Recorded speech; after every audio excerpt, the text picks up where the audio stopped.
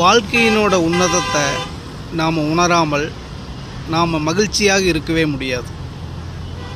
ஏன்னா வாழ்கிற வாழ்க்கையோட உன்னதம் என்பது நம்மளுடைய நிம்மதியில் தான் இருக்குது. அந்த நிம்மதி எங்கே இருக்குதுன்னு தேடுறது தான் நிறைய பேர்த்துடைய வாழ்க்கையுடைய ரகசியமே இருக்குது. அந்த தேடுதலில் அவர்கள் எங்கே நிம்மதி அடைந்தார்கள், அந்த நிம்மதி அவர்களுக்கு கிடைத்ததா, அந்த நிம்மதியுடைய ஒட்டுமொத்தமான நோக்கமும் நிறைவேறியதா, ஒவ்வொருவருக்கும் இருக்கக்கூடிய எதிர்பார்ப்புகளுக்கும் அந்த எதிர்பார்ப்புக்கான ஆசைகளுக்கும் அந்த ஆசைகளுக்கான தேடலுக்கான ஓடுவதற்கும் அந்த ஓடும் பாதையில் இருக்கக்கூடிய வாழ்க்கையின் சூழலுக்கும் அதை எதிர்கொள்வதற்கான அனுபவத்திற்கும் அந்த அனுபவத்தின் வாயிலாக மனசில் பக்குவப்பட்ட நிலையில் அடைந்த அதனுடைய அனுபவ ரீதியான வாழ்வியலுக்குமான அந்த உண்மை நிலை என்ன என்பது ஒவ்வொருவருக்கும் அவரவருடைய வாழும் வாழ்க்கையில் இன்றைக்கி இருக்கிற நிலையே சாட்சியாக இருக்கிறது.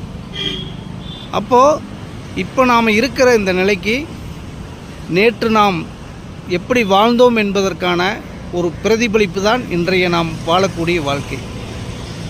அப்போது எல்லாமே என்னவாக இருக்குது அப்படின்னா, ஒவ்வொன்றும் இன்றைக்கி நாம் என்ன மாதிரியான வாழ்க்கையை இங்கே பிரதிபலிக்கிறோமோ அதுதான் நாளைக்கு நமக்கு மறுபடியும் திரும்ப கிடைக்கக்கூடியதாக இருக்கிறது. அப்போ இங்கே யாருடைய வாழ்க்கையும் யாரும் கெடுக்கவும் முடியாது, அதை விட்டு விலகி வைப்பதற்கான ஒரு சூழலுக்குள்ளும் போக முடியாது.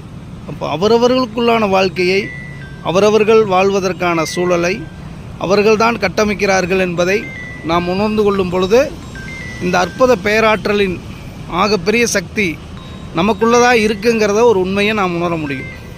அதுதான் இங்கே இருக்கக்கூடிய ஒரு மிகப்பெரிய ரகசியமே.